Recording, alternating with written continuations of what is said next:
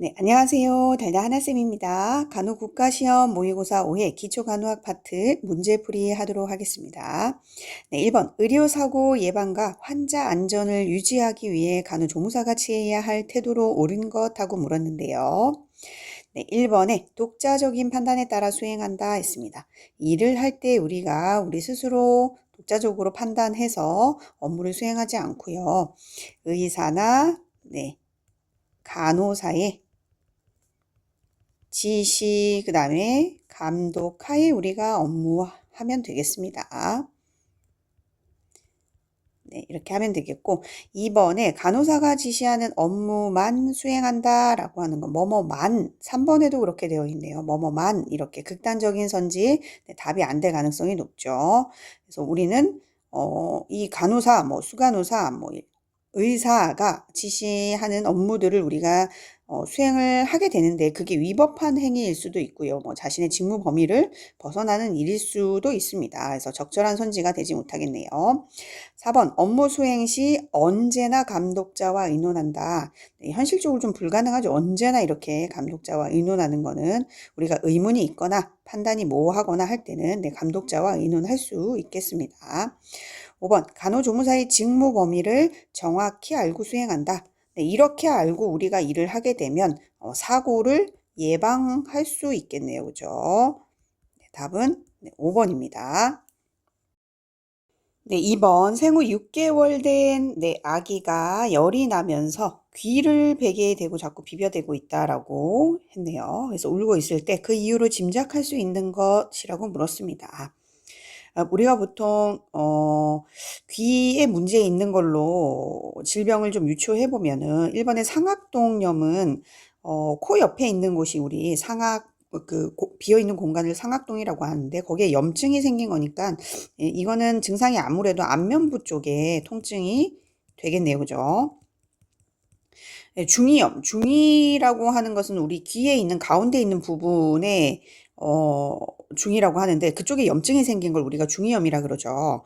그래서 귀 쪽을 베개에 대고 자꾸 비벼댄다라는 것을 봤을 때 중이염으로 짐작할 수 있겠습니다.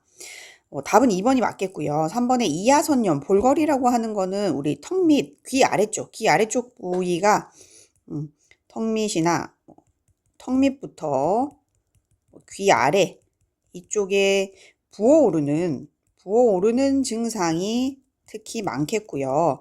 특히나 이것 때문에 삼킬 때 아프니까 아이들에게 식욕부진 오는 증상이 많겠습니다.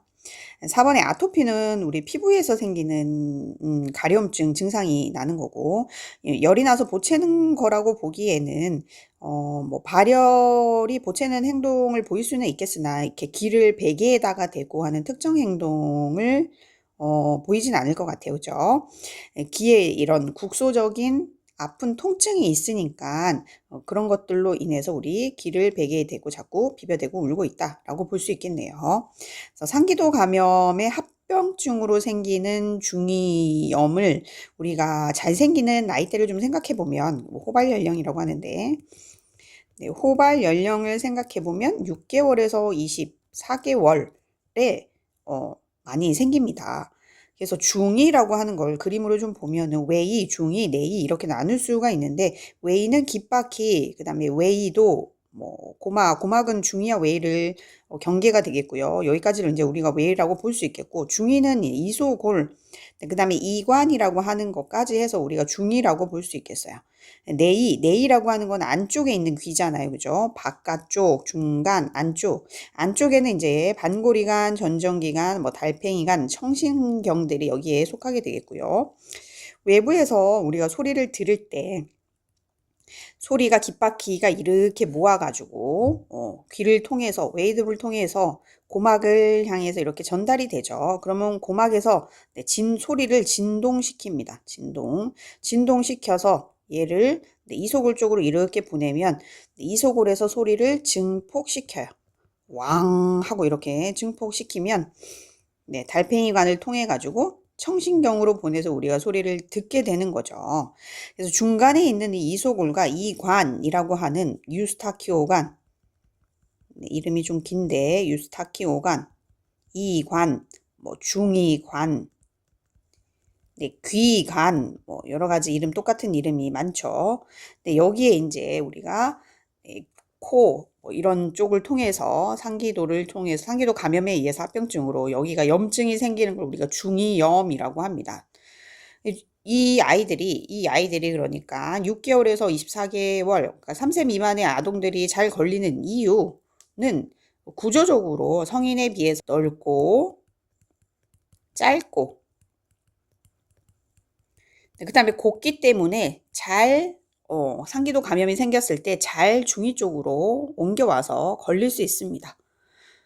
그래서 우리 2번 문제를 살펴보면 생후 6개월 된 아기가 열이 나면서 귀를 베게 되고 자꾸 비벼대고 울고 있다. 이걸로 보았을 때 우리가 짐작할 수 있는 질환, 네, 중이염이 되겠습니다. 3번 질분만 과정에서 회음 절개술을 시행하는 이유로 옳은 것 했습니다.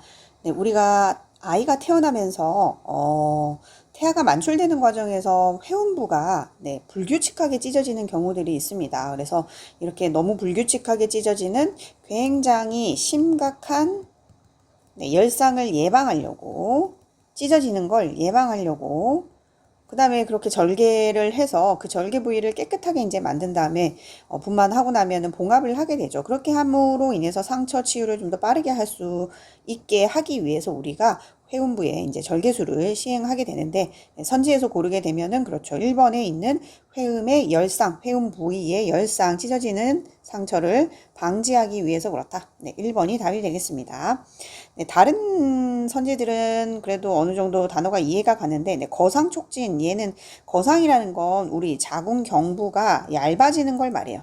자궁경부 네, 얇아지는 거를 우리가 거상이라고 하는데 이거는 이제 분만 1기의 개대기 경부가 이제 열리면서 개대기에 일어나는 자궁경부의 변화이니까 만출기에 우리가 시행하는 회음 절개술하고는 조금 거리가 멀겠습니다. 그래서 답은 1번이 되겠네요.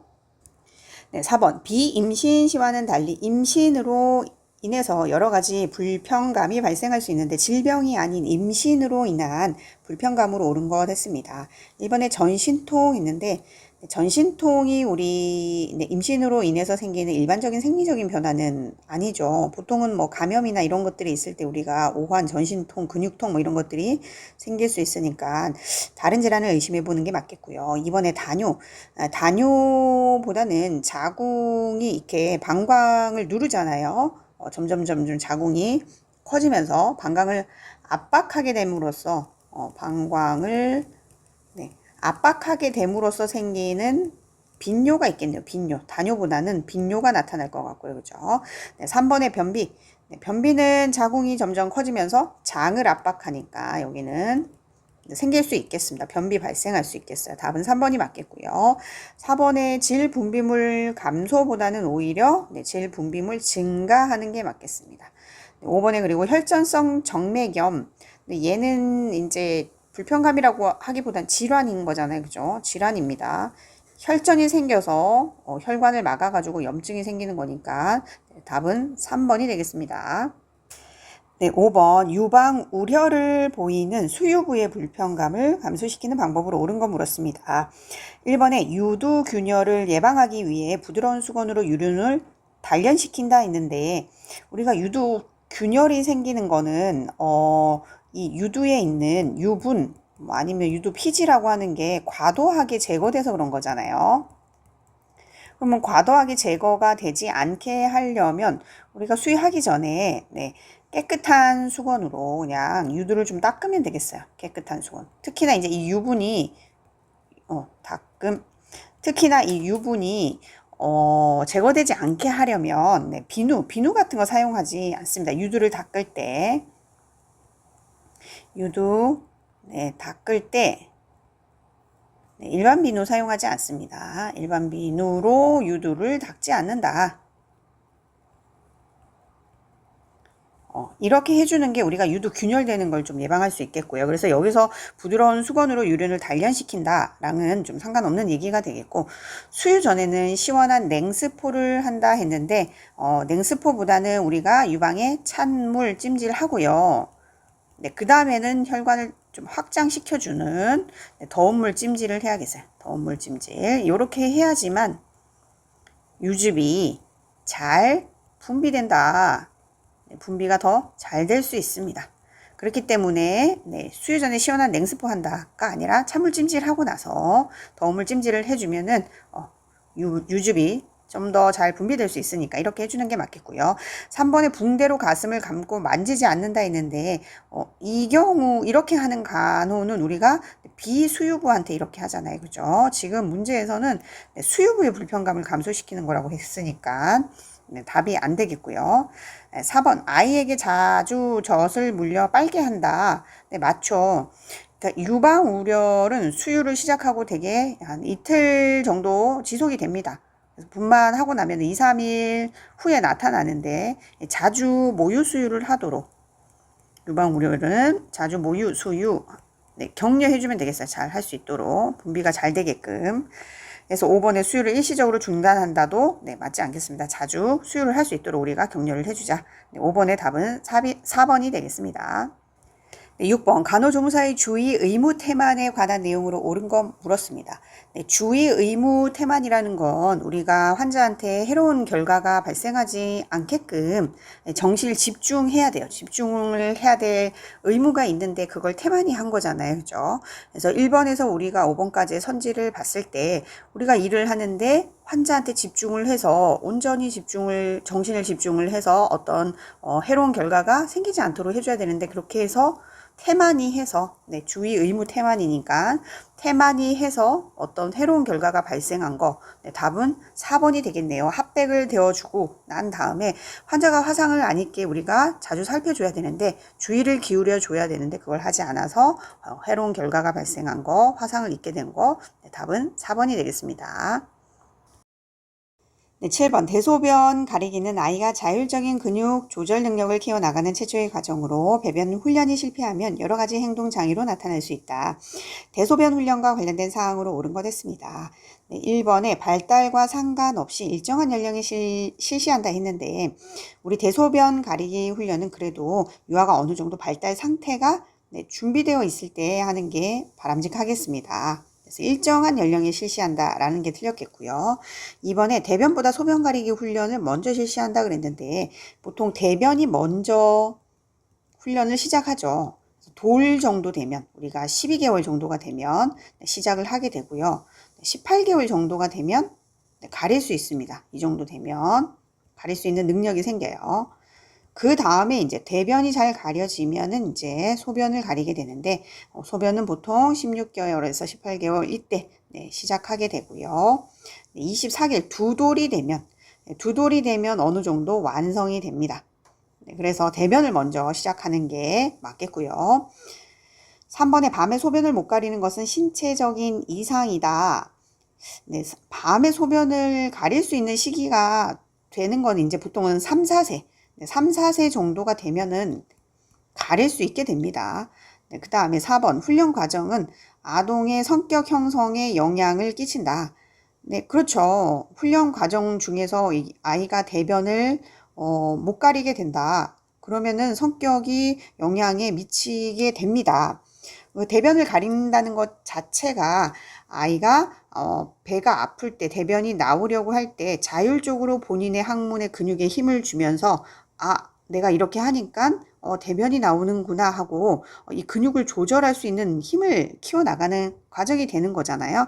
그러면서 내가 할 수 있구나 이런 것들이 생기게 됩니다. 그래서 아동의 성격 형성에 영향을 끼치는 게 맞겠고요. 5번에 대소변 가리기 훈련은 엄격해야 된다라고 했는데 이때 실수하더라도 우리가 좀 너그럽게 받아들여줘야 돼요. 그렇지 않으면 이런 자율적인 근육 조절 능력을 키워나가는데 이런 게 실패한다 그러면 여러 가지 이제 행동장애로 나타날 수 있다 그랬잖아요. 그렇게 되면서 엄마가 조금만 실수해도 뭐라고 하고 그러면은 죄책감 이런 것들을 느끼게 되잖아요. 부담감도 느끼게 되고 이런 것들을 느끼지 않도록 우리가 실수를 하더라도 조금 너그러이 받아들일 수 있어야 되겠네요. 그죠? 7번의 답은 4번입니다. 네, 8번 학교에서 개최한 체육대회에 참가한 학생이 운동장에서 달리기를 하던 중 갑자기 코피가 났다. 이때 응급처치로 옳은 거 됐습니다. 네, 코피를 흘리고 있다 그러면은 우리가 1번에 머리를 뒤로 젖힌다 했는데 네, 앞으로 숙여야겠죠. 뒤로 젖히는 게 아니고 네, 앞으로 숙인다. 네, 앞으로 숙이고 네, 앉혀주면 되겠습니다. 좌의를 취하면 되겠어요. 그러니까 머리로 가는 피의 양을 많게 하는 거 이거는 아니겠죠. 자의를 취해주는 이유가 그런 거니까.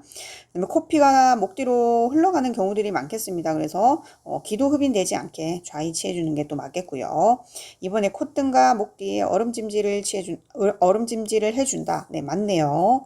맞고 3번 인두로 흘러내린 혈액은 삼킨다 했는데 혈액을 삼키게 되면 우리가 네, 구역, 구토 네, 이런 것들을 유발할 수 있습니다. 그래서 삼키지 말고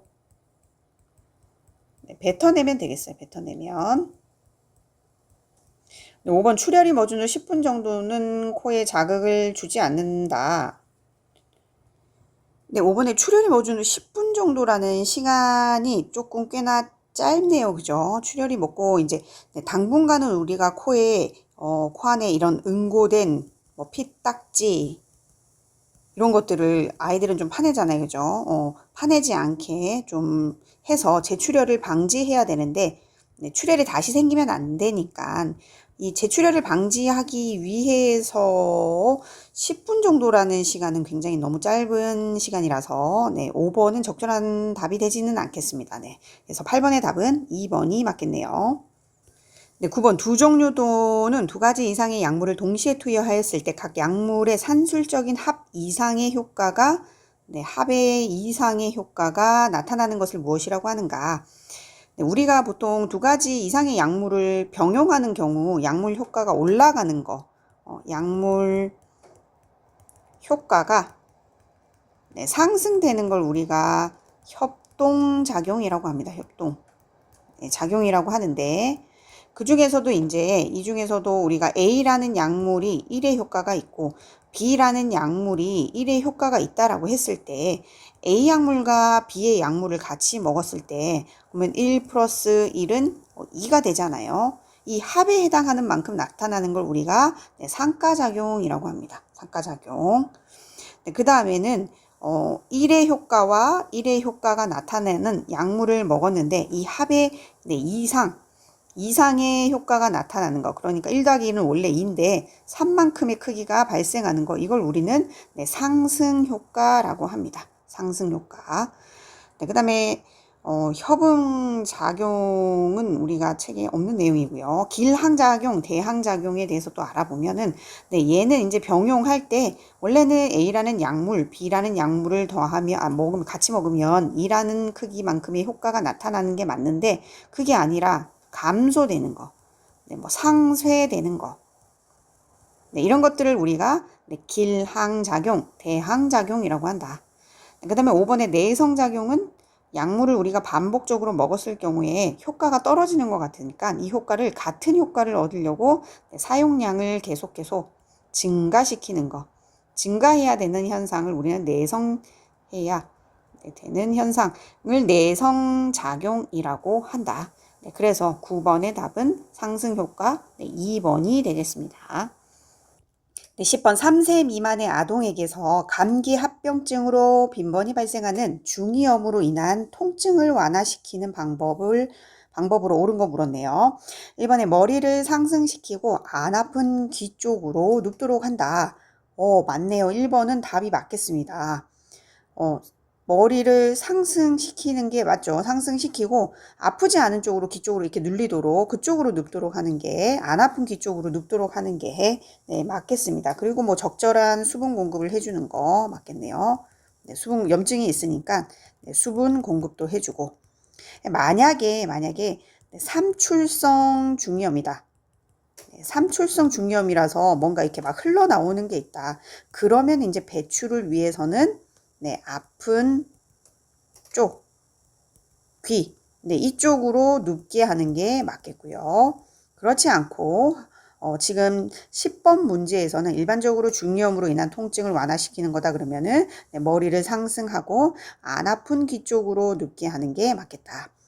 그래서 3세 미만이라고 했는데 중이염의 특징 한번 짚고 넘어가 보죠. 네, 중이염이라고 하는 거는 이 3세 미만의 아동에게서 우리가 잘 걸린다 그랬어요. 앞에서도 잠깐 설명했지만, 네, 중이염, 이관, 네, 기관, 네, 중이관. 그다음 또 같은 말 알아두죠. 유스타키, 오관. 네. 네, 여기가 3세 미만의 아이들이 잘 걸리는 이유가 여기가 성인에 비해서 네, 넓고 네, 짧고 곧기 때문에 네, 우리가 상기도 감염, 감기 같은 것들이 걸렸을 때 이쪽으로 옮겨가서 염증이 잘 생긴다, 잘 걸린다라고 했습니다. 네, 10번의 답은 1번입니다. 네, 11번. 질분만 2시간 후 산모의 얼굴이 네, 창백하고 자궁이 물렁거리며 네, 과다한 질출혈로 침대를 적실 정도로 출혈이 많네요. 산모를 위한 우선적인 행위로 옳은 것 했습니다. 네, 분만을 하고 났는데 분만 후에 출혈이네요. 그죠? 네, 분만 후에 출혈이 생겼어요. 이때 가장 먼저 해야 될 거는 우리가 제일 먼저 해야 될 건 아무래도 일단 네, 샥에 빠질 수 있으니까 하지. 네, 출혈이 있으니까 하지 쪽을 올려줍니다. 출혈이 있으니까 하지를 네, 올려주고 난 다음에 우리가 네, 간호사 아니면 의사에게 네, 보고하면 되겠습니다. 네, 이렇게 질출혈, 우리 분만 후에 출혈이 있을 때 그러면은 이럴 때 해줄 수 있는 간호가 뭐가 있겠냐라고 보면은 출혈이 있으니까 출혈량이 어느 정도 되는지 네, 기록을 해야겠죠. 그 다음에 바이탈 중요합니다. 얼굴이 창백하고 출혈이 많게 되면은 너무 많게 되면 이제 뭐 샥에 빠질 수 있으니까 바이탈 사인 같은 거를 네, 측정해야겠어요. 측정. 네, 그 다음에 분비물의 양, 뭐 색 이런 것들 관찰하고 기록해야겠죠. 네, 그 다음에 자궁 저부 해주려고 하면 자궁 저부에 네, 얼음 주머니를 대줘야겠어요. 얼음 주머니. 네, 이렇게 차가운 걸 대주면은 혈관이 수축하면서 조금 출혈이 잦아들 수 있으니까 자궁 저부에 얼음 주머니를 대주고 네, 그 다음에 출혈이 많으니까 절대 안정해야겠죠. 네, 그 다음에 뭐 지시에 따른 우리가 자궁 수축제를 수축이 잘 안 돼서 그런 거니까 자궁 수축제를 네, 지시에 따라서 투여한다던가 아니면 자궁 저부를 네, 자궁 수축제 자궁 저부 마사지 한다던가 이런 것들이 도움이 될 수 있겠습니다. 자, 그래서 11번의 답은 선지에서 우리가 보면 분만 후 출혈 시 가장 먼저 할 일은 우리가 하지를 올려주는 거가 되겠네요. 그리고 보고를 하면 되겠습니다. 답은 네, 4번입니다. 네, 12번. 입원 환자에게 약물을 투여하고 관찰하는 등 환자 안전을 위해 취하는 일반적인 주의점으로 옳은 것은 했습니다. 네, 1번에 항생제 투약 시간이 되었는데 환자가 수면 중인 경우 투약을 임시 보류한다 했지만 항생제라고 했기 때문에 이 항생제는 우리가 일정한 시간에 지속적으로 네, 복용해야 되는 약물이에요. 네, 지속적인 복용. 그렇기 때문에 이렇게 해야지만 우리가 균을 죽일 수 있는 거잖아요. 항생제를 먹는 이유가 균을 죽이기 위해서 먹고 그러려면은 혈중 농도가 일정하게 유지가 되게 해야 되는데 그렇게 복용하게 하려면 일정한 시간에 투약을 해야 되니까 1번은 네, 틀린 선지가 되겠고요. 2번 항생제는 첫 번째 주사 전에 피부 반응 검사를 해서 이상이 있나 없나 확인을 해준다. 네, 맞습니다. 그죠? 특별히 이 항생제가 우리 몸에 들어갔을 때 문제를 일으킬지 아닐지 주기 전에 그래서 피부 반응 검사를 한번 해본다. 3번 환자에게 약물을 건네준 후 환자가 원하는 때에 복용하도록 한다 했는데 약물은 정해진 시간이 있습니다. 그 정해진 시간에 따박따박 맞게 우리가 복용을 해야겠죠.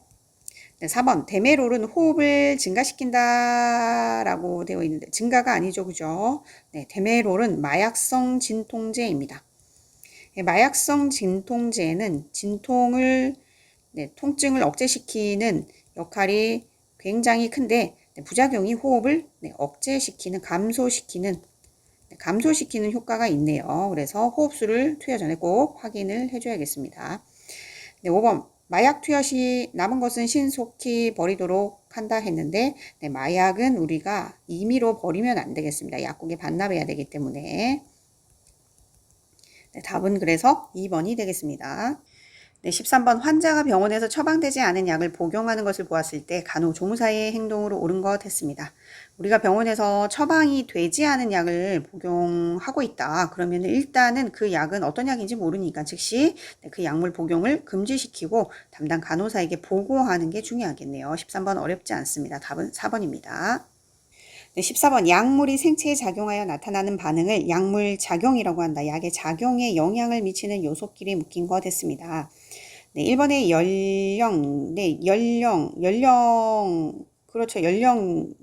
영향을 미치죠. 그러니까 체중이나, 네, 체중, 아니면 연령, 이런 것들, 우리가 약의 작용에 영향을 미치고요. 그래서 kg당 해서 몇 밀리그램 계산을 해가지고 약물을 투여하게 되어 있거든요.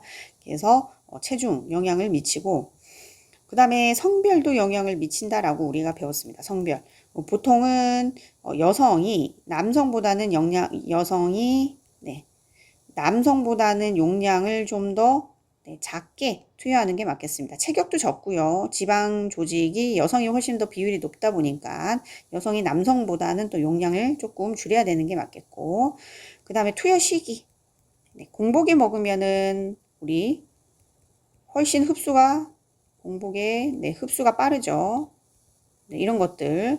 그다음 투여 경로에 따라서도 또 다를 수 있습니다. 경구로 먹는지 아니면은 뭐 주사제로 들어가는지 이런 것들에 따라서도 또 다르고, 특이 체질이다. 이런 거에 따라서도 또 약의 작용에 영향을 미칠 수 있고요. 그다음에 뭐 용량도 그렇고요. 아니면은 뭐 심리적인 요인도 있을 수 있겠네요. 심리적인 요인은 우리 쉽게 생각해 보면 플라시보 같은 거. 이 약을 먹으면 플라시보 줬는데 잠이 올 거예요 하고 줬는데 진짜 잠을 자게 되면 심리적인 요인이 영향이 있는 거죠. 그 다음에 환경적인 요인도 있습니다. 기온 같은 거. 기온이 높은 상황에서 우리가 혈관 확장제 이런 것들을 투여한다. 그러면은 작용이 굉장히 강화되겠죠. 혈관 확장제. 이런 것들 사용하게 되면 효과가 엄청 더 좋아질 테니까 이런 것들도 또 약물 작용에 영향을 미친다. 그래서 우리가 보기에서 골라보면 1번의 연령, 체중, 용량, 투약 경로 뭐 이런 것들은 답이 되겠네요. 그죠? 2번에 신장이 영향을 미치지는 않으니까 이런 것들 막 골라서 내면 답은 그래도 또 1번이네요. 그죠? 14번의 답은 1번입니다. 15번 임신 초기 인부에게 매독균이 발견되었을 때 간호조무사가 가장 우선적으로 해야 할 일은, 임신 초기에 인부가 매독균이 발견이 되면 이게 이제 아이한테 갔을 경우에는 아이에게 영향을 미칠 수 있으니까 우리가 초기에 발견이 되면 조기 치료를 위해서 간호사에게 보고하는 게 맞겠습니다. 그래서 답은 5번이 되겠네요. 16번 B형 간염 환자의 혈액 및 체액을 통한 감염을 예방하기 위한 설명으로 옳은 것 됐습니다. 우리 B형 간염의 전염 경로는 혈액, 체액을 통한 감염이라고 되어 있죠. 그죠? 그래서 정액, 뭐 아니면 질분비물 이런 것들을 통해서 우리가 감염이 됩니다. 그래서 1번에 환자와 접촉하기 전에만 손을 씻는다 했는데 후에도 씻어야겠죠. 전과 후에 손 씻기는 해야 되고요. 2번 수혈 시에는 주의하지 않아도 된다라고 했는데 혈액에 의해서 우리가 감염이 되기 때문에 헌혈을 할 때 주의를 해줘야 됩니다. 더군다나 또 뭐 오염된 주사바늘 같은 거, 주사바늘 같은 거에 바늘에 찔리지 않도록 주의해줘야겠죠. 찔리지 않도록 주의. 그 다음에 3번 정액이나 질 분비물에 노출되면은 감염이 되죠. 노출돼도 감염되지 않는 게 아니라. 4번 환자의 혈액이 묻은 주사바늘은 반드시 뚜껑을 닫는다 했는데 뚜껑을 닫는 과정에서 우리가 찔릴 수 있습니다. 그래서 뚜껑 닫지 않고 손상성 폐기물통에 버리면 되겠습니다. 5번 병원 근무자들은 주사기의 바늘에 찔리지 않도록 주의해 주는 거 중요하겠습니다. 그래서 16번의 답은 5번이네요. 17번 임신 중독증을 조기 발견하기 위해서 실시하는 산전 관리 사항으로 옳은 거 있습니다. 우리가 임신 중독증 하면은 임신 20주 이후에 뭐 고혈압, 그 다음에 증상이 단백뇨, 그다음 부종 뭐 이런 증상들이 생깁니다. 그죠? 그래서 이런 것들을 관리하기 조기 발견하려고 하면은 고혈압은 혈압을 측정해 보면 알 수 있잖아요. 그죠? 네. 혈압 측정을 통해서 우리가 발견할 수 있고요. 네, 단백뇨 같은 거는 네, 소변 검사를 통해서 알 수 있겠네요.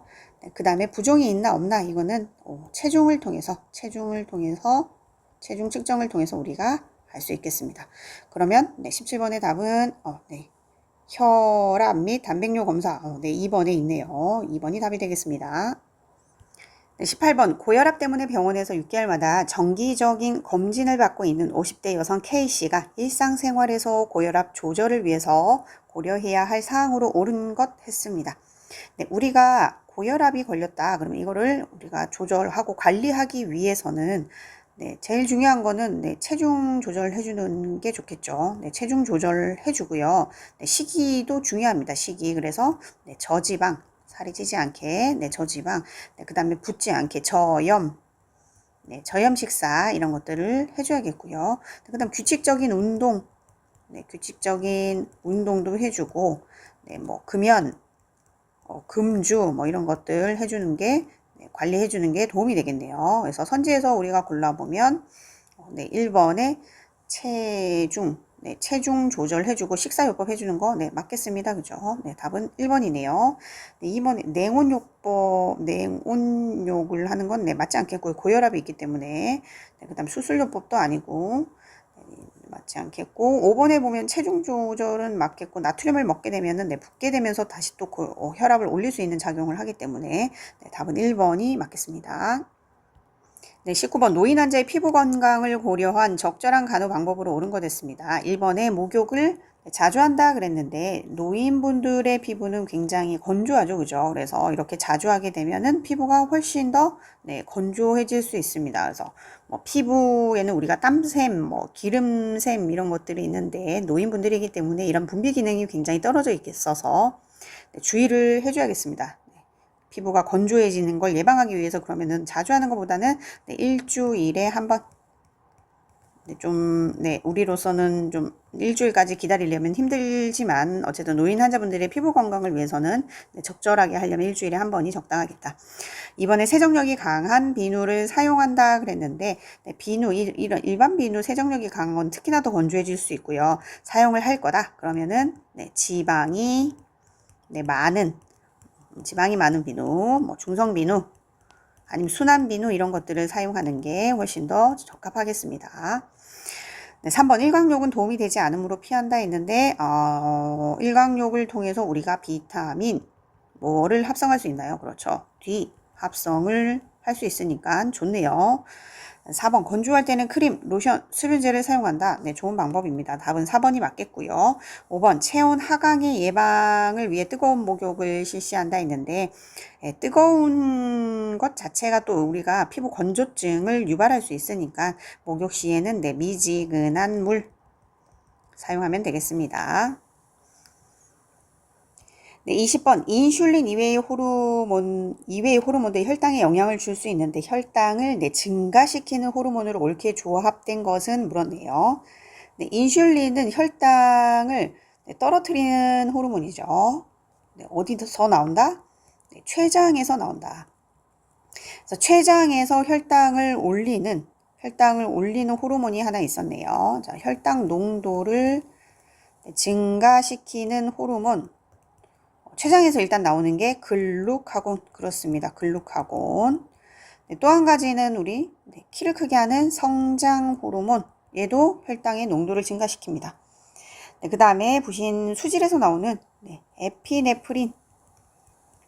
에피네프린은 우리 기관지가 수축했거나 응급시에 이럴 때 많이 쓰는 주사제로 알고 있죠. 약물입니다. 약물에도 있습니다. 그래서 뭐 혈압을 올리고 이럴 때 에피네프린을 쓰게 되는데 혈당을 올리는 호르몬이기도 합니다.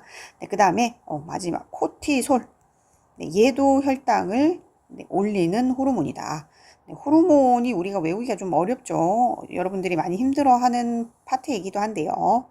일단 1번에 보겠습니다. 1번에 인슐린은 일단 호르몬을 떨어뜨리는 거니까 아니겠고 옥시토신은 대표적으로 우리가 자궁을 수축시키는 호르몬으로 알고 있네요. 그죠? 에피네프린 얘는 뭐 혈관 수축 네, 혈관을 쫙 수축시켜서 네, 작용을 하게 되고요. 그 다음에 기관지 뭐 천식 이런 거 있을 때 기관지 천식이나 이런 거 있을 때도 또 효과적인 약물이기도 합니다. 양리학에도 나오죠. 에피네프린 네, 호르몬이고 2번에 코르티솔 네, 코르티솔 맞고요. 그죠? 코르티솔, 성장 호르몬, 네, 글루카곤 다 해당이 되네. 혈당을 올리는 호르몬이고요. 네, 3번의 성장 호르몬은 키를 크게 하는 호르몬이죠. 이거는 해당은 되지만 나머지가 안 되네요. 옥시토신은 했고, 네, 안드로젠은 남성 호르몬이네요. 자, 4번의 인슐린은 떨어뜨리는 호르몬이니까. 네, 그 다음에 옥시토신도 해당이 안 되겠다. 그죠? 네, 옥시토신도 해당 안 되고. 성장 호르몬은 맞고 옥시토신이 또 안 되고요. 5번에 코티솔은 맞고 에스트로겐은 어떤 호르몬인가요? 얘는 이제 해당은 안 되지만 네, 여성 호르몬이죠. 그죠? 난소에서 분비되는 여성 호르몬. 네, 답은 2번입니다. 네, 21번 모유 수유를 통해서 영양을 공급받고 있는 출생 7일째인 신생아를 목욕시킬 때 주의해야 할 사항으로 옳은 것 됐습니다.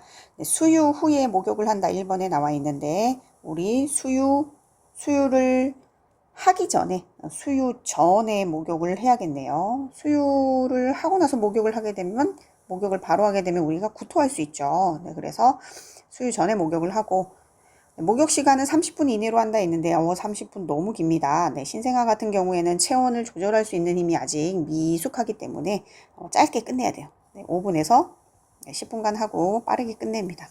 네, 3번에 다리에서 머리 방향으로 씻는다 했는데 네, 얼굴을 시작으로 해서 네, 두미 방향 끝쪽으로 가야겠습니다. 바뀌었네요. 4번 태지는 오일을 사용하여 부드럽게 벗겨낸다 했는데 네, 태지 자체는 흡수되거나 저절로 없어집니다. 그래서 강제로 제거하지 않는다. 네, 제거하지 않는다. 흡수되거나 네, 저절로 없어진다.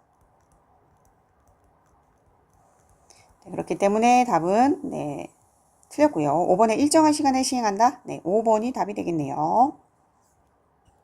네, 22번 내하수체 후엽은 신경계의 일부라고 할 수 있다.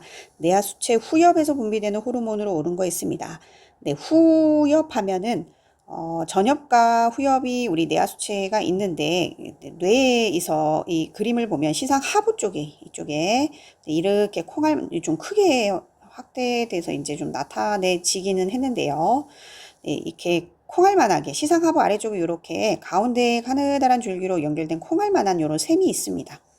이 셈 중에서도 앞쪽에 있는 게 여기가 이제 내하수체인데요. 내하수체에서도 여기가 이제 앞쪽에 있는 게 앞쪽에 크게 이쪽에 있는 게 네, 전엽이 되겠고요. 네, 전엽이 되고 뒤쪽에 조그만 부위를 우리가 네, 후엽이라고 합니다. 후엽. 그래서 후엽에서 분비되는 호르몬은 딱 두 가지입니다. 우리 옥항상제 이렇게 기억을 하면 될 것 같아요. 옥항상제를 옥항후엽으로 이렇게 기억하세요. 그래서 후엽에서 분비되는 호르몬은 네, 옥시토신. 그 다음에 항이뇨 호르몬. 얘네 두 개만 딱 내하수체 후엽에서 분비된다. 라고 기억을 하시면 되겠고 전엽은 어쨌든 좀 많습니다. 뭐 이렇게 자극 들어가는 호르몬이거든요. 내하수체 전엽에서 자극되는 게 성장 호르몬 있고요. 성장 호르몬. 그 다음에 갑상샘을 자극하는 호르몬 있습니다. 그 다음에 부신피질을 자극하는 호르몬 있고요. 그 다음에 우리 난포 성선 자극 호르몬에 해당되는 게 이제 난포 자극 호르몬 자극시키는 거예요. 난포 자극 호르몬, 그 다음에 황체 형성 호르몬, 황체 형성 호르몬 이런 것들이 있고요. 그 다음에 유즙 분비 호르몬 있죠. 젖 분비 호르몬입니다. 젖을 잘 분비해주게 하는 호르몬. 그래서 전엽에서 나오는 거는 종류가 좀 많으니까 기억하기가 좀 힘들고요. 옥항후엽 해가지고 딱 두 가지만 기억을 하자. 옥항후엽, 옥시토신, 항이뇨 호르몬 후엽에서 나온다. 그래서 문제로 다시 돌아가 보겠습니다. 문제가 뭐였죠? 네, 내하수체 후엽에서 분비되는 호르몬이라고 했으니까 네, 성장 호르몬 어디서 나왔어요? 전엽에서 나왔네요. 전엽. 부신피질 자극 호르몬 어디? 네, 전엽입니다. 전엽. 갑상샘 자극 호르몬 어디? 네, 전엽에서 나왔네요. 네, 항이뇨 호르몬. 네, 그 다음에 또 한 가지 있었던 게 옥시토신. 얘네가 후엽에서 나오는 호르몬이다. 4번은 답이 맞네요. 네, 난포 자극 호르몬 얘도 전엽이 되겠네요. 그래서 답은 4번입니다. 네, 23번 호르몬은 동물체 내의 특정한 셈에서 만들어진 화학 물질로 혈액을 통해 몸의 표적기관에 운반이 된다. 네, 호르몬의 기능으로 옳은 거 물었네요. 1번에 인체의 발육과 성장을 조절한다. 네, 맞습니다. 성장 호르몬이 그런 일을 하고 있죠. 1번은 답이 되겠고요. 네, 2번은 생체의 외부 환경을 조절한다 했는데, 네, 외부가 아니라 우리 생체의 내부 환경을 조절하게 됩니다. 그래서 뭐 스트레스와 감염 이런 데도 반응을 하고요. 또 생식에 영향을 또 미치게 되는 일을 하게 되죠. 그래서 나머지들은 다 답이 안 되겠고, 네, 1번이 답이 해당이 되겠습니다.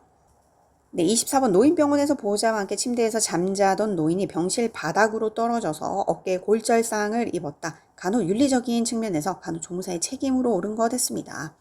네, 1번에 보호자가 함께 있었기 때문에 책임상 병원 측에서는 별 문제가 없다. 라고 되어 있지만 환자의 낙상을 예방하는 건 간호 업무입니다. 이번에 잘 설명이 되어 있네요. 그래서 우리가 간호조무사로서 책임이 있어요. 그죠? 그래서 환자나 우리가 보호자한테 낙상을 예방할 수 있도록 안전에 대한 이런 교육들을 좀 해주고요. 주의를 기울여 줘야 되겠습니다. 그래서 답은 2번이네요.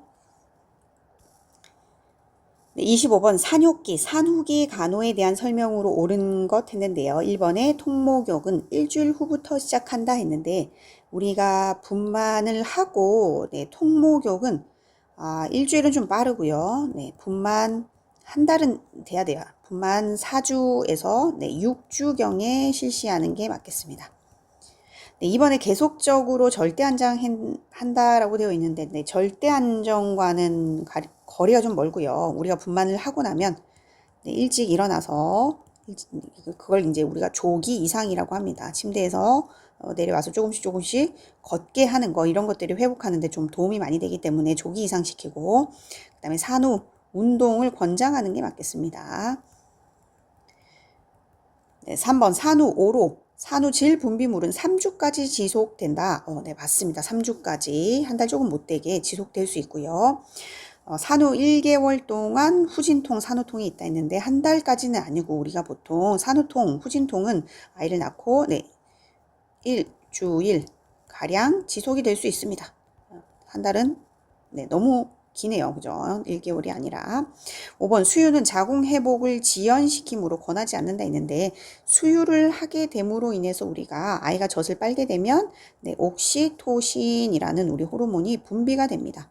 이 옥시토신 자체는 자궁을 수축시키게 되죠. 그래서 자궁을 수축시키게 되면 오로 같은 것들이 이런 것들이 잘 배출될 수 있기 때문에 자궁 회복을 촉진시키네요. 그죠? 촉진시키기 때문에 수유 권장하는 게 도움이 되겠습니다. 답은 3번입니다. 네, 26번 원인 불명의 진단을 받고 39도 이상의 아주 고열이 나고 있어요. 이 환자에게 적용해야 될 간호로 옳은 것 했습니다. 네, 1번에 항생제 투여라고 했는데 원인 불명이라고 했으니까 일단 열이 난다고 항생제를 투여하는 게 적절하지는 않겠고 근데 열이 나고 있으니까 또 우리가 열을 좀 떨어뜨려 줘야 되는데 포커스를 맞춰야겠네요. 2번에 수분 섭취 권장이라고 했는데 맞겠네요. 열이 올라가면서 땀이 많이 나게 되고요. 피부를 통해서 또 땀이 나게 되니까 수분이 증발하고 그럼 탈수가 될 수 있고 이런 것들을 확인하고 수분 섭취를 좀 증가 권장해 주는 게 맞겠습니다. 열을 내리기 위해서 우리가 너무 옷을 적게 입혀주던가 아니면 벗겨주던가 피부를 좀 공기에 노출시키고 실내 온도를 좀 떨어뜨려 주는 것도 도움이 되겠네요. 얼음물 목욕 했는데 얼음물 목욕보다는 미온수 목욕이 낫겠고요. 아니면 얼음 베개를 해준다던가 머리 쪽으로는 얼음 베개를 대주고 말초 발은 좀 따뜻하게 해주는 게 좋겠다. 보호는 해당되지 않겠고 알코올 마사지를 할 거다 그러면은 농도가 75%는 우리가 소독을 위해서 쓰는 농도이고요. 알코올 마사지를 할 때 농도는 35에서 절반 정도 해당되는 35에서 50 정도가 되겠습니다. 답은 2번입니다. 27번 대부분의 노인 환자들은 비뇨기 문제로 고민하고 있다. 노인 환자들이 가지고 있는 비뇨기 문제를 해결하기 위한 방법을 옳은 것 했습니다. 네, 1번 규칙적으로 소변을 보게 한다. 네, 맞네요. 1번은 네, 틀린 게 없고요. 2번 취침 전에 2시간 이내에 충분하게 수분을 섭취, 자기 전에 수분을 먹는 게 좋지는 않겠습니다. 그죠? 피하는 게 좋겠고요. 3번 알코올, 커피 등은 오전 중에 다량 섭취하게 한다 했는데 제한해야겠죠. 먹지 않는 게 이뇨작용도 있고 알코올은 건강에 좋지도 않고요. 그래서 제한하는 게 맞겠습니다. 다량이 아니라 제한. 네, 4번 요실금이나 긴박뇨를 예방하기 위해 수분을 1일 1000cc 이내로 제한한다라고 했는데 우리가 요실금을 걱정해서 수분 섭취를 제한하면 안 되겠습니다. 그래서 하루에 보통 1000cc는 좀 작고요. 2500cc 정도 섭취를 하게끔 도와주는 게, 격려해 주는 게 맞겠습니다. 그러니까 이게 수분을, 그러니까 요실금 때문에 우리가 수분을 섭취를 안 하려고 하시는 노인분들이 많은데요. 부적절하게 섭취하는 부적절한 수분 섭취로 인해서 수분을 먹게 되면 농축이 되잖아요. 그죠? 그러면은 고농축된 소변이 축된 소변이 나도 모르는 사이에 불수의적으로 방광의 근육을 수축시킵니다. 그러면 다시 요실금이 발생하게 되거든요. 그렇기 때문에 부적절하게 수분을 섭취할 게 아니라 그냥 먹지 않을 게 아니라 우리가 그래도 하루에 어느 정도는 수분을 섭취할 수 있게끔 도와줘야겠습니다. 그래서 요실금을 수분 섭취를 이렇게 제한한다 이런 선지는 틀렸어요. 맞지 않겠어요. 이런 것들이 오히려 더 요실금을 유발할 수 있다. 소변이 농축이 되면서 이게 불수의적으로 나도 모르는 사이에 막 방광을 막 수축시켜가지고 요실금을 발생시킬 수 있으니까 수분을 섭취를 적절하게 우리가 권장해주면 되겠습니다. 그래서 27번의 답은 1번이 맞겠네요. 28번 김 씨는 회의 도중 흉통, 호흡곤란, 발안을 호소하며 응급실에 입원하여 급성 심근경색증 진단을 받았다. 가장 우선적인 간호로 옳은 것은 했습니다. 급성 심근경색증이라는 건 우리가 관상동맥이라고 해서 우리 심장에 보면 심장을 이렇게 둘러싸고 있는 혈관들이 있습니다. 혈관. 이걸 우리가 관을 쓴 듯한 모양이라고 해서 관상동맥이라고 하는데요. 이 관상동맥 질환에 두 가지가 있는 거죠. 급성 심근경색증. 급성 심근경색증은 이 관상동맥의 폐색으로 오는 겁니다. 그러니까 꽉 막힌 거예요. 관상동맥의 폐색으로 심근에 산소 공급이 안 돼요. 혈관이라는 것 자체가 혈관을 통해서 우리가 산소도 공급하고 영양분도 공급이 되어야 되는데 이게 꽉 막히다 보니까 심근에 산소 공급이 안 돼서 심근이 괴사되는 거잖아요. 그 다음에 이제 흉통이라고 해서 우리가 통증, 가슴 쪽으로 이렇게 통증도 굉장히 심하게 느끼는데 이게 30분 이상 지속된다는 특징이 있습니다. 지속되는 흉통.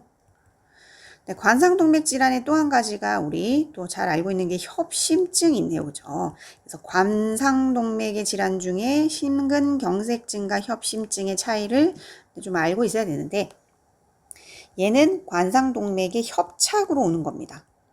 관상동맥 혈관의 협착. 그러니까 좁아지는 거예요. 협착이라는 건 좁아져서 얘는 완전히 폐색이 된 거고요. 얘는 좀 좁아진 겁니다. 좁아진 거라서 이 좁아진 혈관으로 혈류 공급이 적어지면서 심근에 산소가 허혈이 되는 거죠. 허혈 상태, 산소와 혈액이 허혈 상태가 되는 건데 얘는 15분 이내, 흉통이 15분 이내에 사라질 수 있다라는 특징이 있고요. 그리고 협착이 됐다 보니까 약물에 나이트로글리세린의 효과가 있습니다. 혈관을 확장시켜주는 약물의 효과가 있고요. 관상동맥은 이 약물에 완전히 폐색이 됐으니까 효과가 없겠어요. 그래서 흉통이 너무 심하다 그러면은 마약성 진통제인 몰핀을 IV 혈관으로 줘야 됩니다. 그러면 다시 28번의 문제를 다시 살펴보면 급성 심근경색증 진단을 받았다 그랬고요. 가장 우선적으로 해줘야 될 거는 어쨌든 심근의 산소 공급이 안 되면서 힘들어진 거니까 크게는 가장 우선적으로는 우리가 산소를 먼저 투여해 줘야겠네요. 그죠? 그런 다음에 통증을 감소시키기 위해서 다른 일들을 다른 간호들을 이제 추가적으로 우리가 시행하면 되겠습니다.